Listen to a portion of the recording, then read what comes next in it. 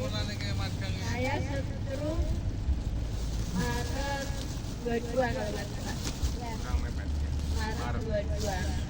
Pada saat serangan itu ya udah rasanya mungkin Bapak Ibu juga bisa merasakan gitu ya. Rasanya udah bayanganku antara cacat seumur hidup atau kuburan. Tapi jangan bilang kuburan, suka bumi itu. oh gitu ya. Biar tidak menakutkan. Tapi setelah belajar begini kok bisa alhamdulillah saya lihat di depan kaca sendiri, kamu harus bisa. Akhirnya ya dengan semangat sendiri, akhirnya ya alhamdulillah. Nah terus iseng-iseng sama Mak Fitri. Sekali-sekali WA sama Mbak Fitri. Tinggal di Cebongan Sleman. Berapa harganya? Ya, ini begitu aja ya Pak ya. Masih bingung ngomongnya belum. Nama Tuti Pak. Kalau malam namanya koma. Enggak, Kalau malam namanya koma, kalau siang titik kan. enggak usah. Enggak usah pakai hujan. Titik Iya, tidak hujan ya. cerah. Cerah, Pakai cerah ya, cerah. Tapi kenapa ini mau hujan? Enggak hujan. Enggak hujan. Ya Allah. Parahnya gini, saya sampai semper, perot, ngeces, dan rupanya wis dubleh elek, semper, kok ya. Jadi rasanya izin Bang, akhirnya apa? Saya pindah ke kampung sebelah. Akhirnya saya di Patang Puluhan di rumah teman saya. Karena saya tidak ingin diketahui lingkungan, izin rasanya. Izin semper ngecas gitu. Yang jelas perotnya ngecas kadang-kadang karena nggak tisu ya apa. Nah dari situlah saya bingung, saya harus bagaimana. Waktu itu saya kontrol di tempat dokter Harso itu dokter saraf. Kasih resep, saya makan, setelah selesai saya lari ke teman saya waktu itu yang namanya Tongje itu Sinse. Dia seorang Sinse. Pak, tak stop deh Pak. Ya. Tadi jenengan katanya saya kok lari ke teman saya, berarti kan sudah sepuh. Artinya lari dalam hari itu naik kuda. Aku seneng ini kira dong nguar ini sih tiga aku cocok ya. Nah, dalam hal itu saya benar-benar seperti patah semangat, seolah habis saya ini habis sampai di sini. Saya berpikirnya sudah habis kan gitu. Nah, dari situlah saya ada saran dari sinse saya, banyak gerak, pola makan dihindari. Yang namanya makan itu yang saya makan hanyalah rebusan. Tidak ada yang namanya santan, tidak ada gorengan, tidak ada tepung, tidak ada. Ora enak, ning biyen nek tau ngrasake enak. Tahu mangan ning nggon restoran sing mewah ya tahu. Saiki kaya ngene ya dilakoni. Nah, dari situlah saya diminta untuk banyak gerak. Sementara aku nek gerak di siang hari izin. Akhirnya kalau saya malam hari dari Patang Puluhan itu, saya jalan dan jalan sambil melet-melet. Buka mulut. Aku tak tinggal Karena ngajar apa? Pak Amir. Dengan melet dan kita buka mulut, sambil kita tarik-tarik itu meluruskan perutnya. Yang saya tahu dari saya semacam. Senter wajah.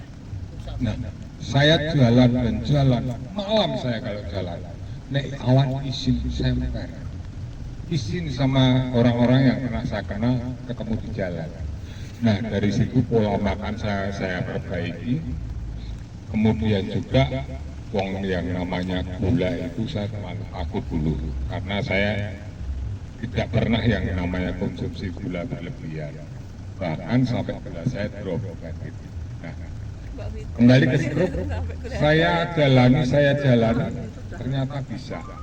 Nah, akhirnya saya sering luar kota. Merasa banyak yang tidak saya kenal, saya leluasa bergerak.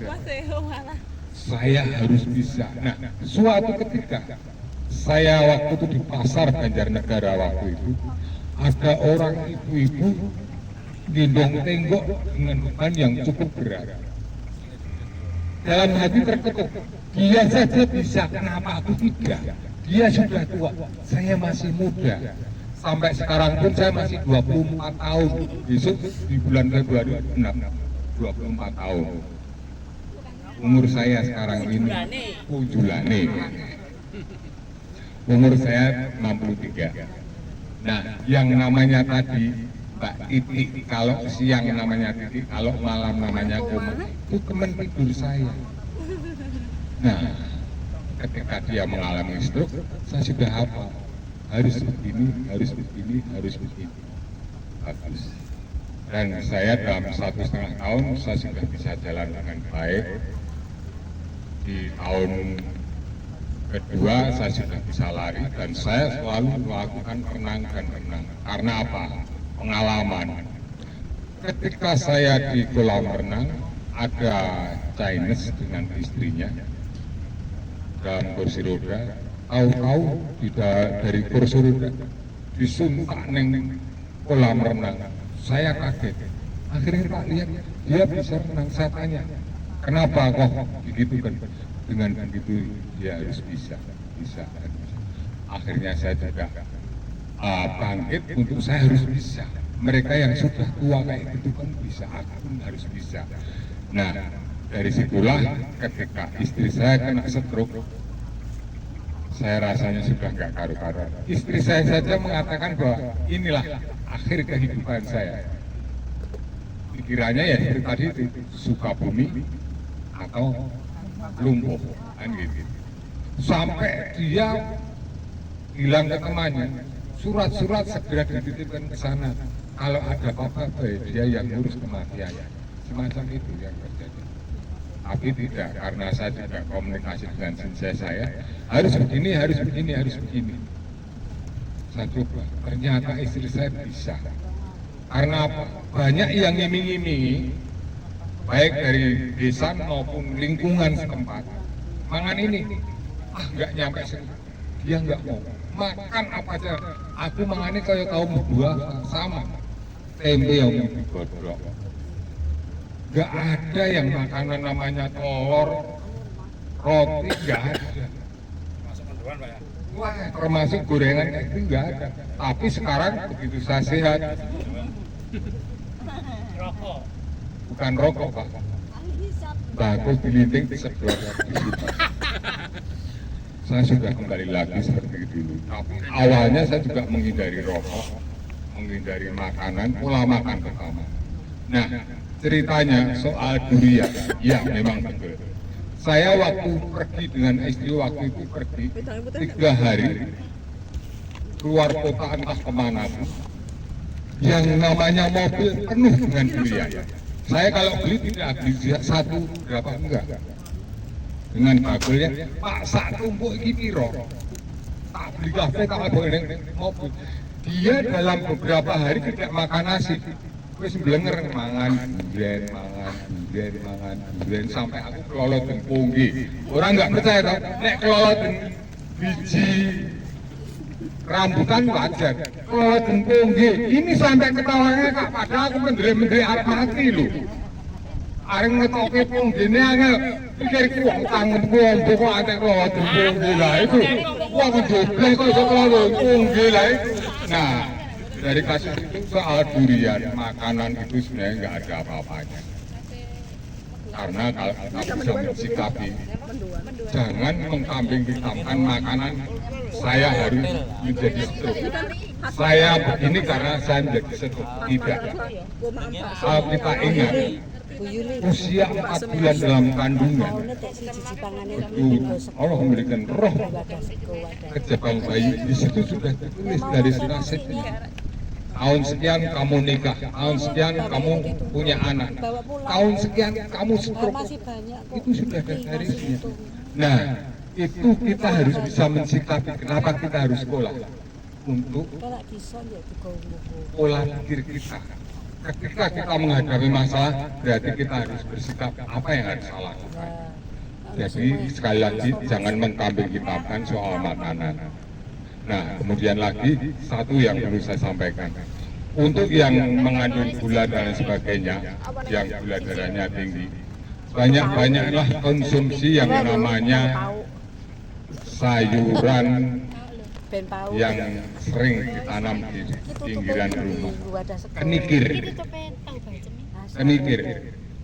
Kemudian kalau kolesterolnya tinggi, minimal 1 hari makan tomat. Tomat itu bagus sekali. Sehari 1 saja. Masuk. Nah, semacam itu. Dan sekali lagi yang saya sarankan, tinggalkan gula pasir mulai dari sekarang. Gula pasir sangat jahat. Lebih bagus gula Jawa. Gula batu boleh, tapi jangan sampai gulanya hilang, tinggal batunya. Mendelik mati. Terima kasih. Assalamualaikum. Waalaikumsalam warahmatullahi wabarakatuh. Saya langsung pegang, silakan.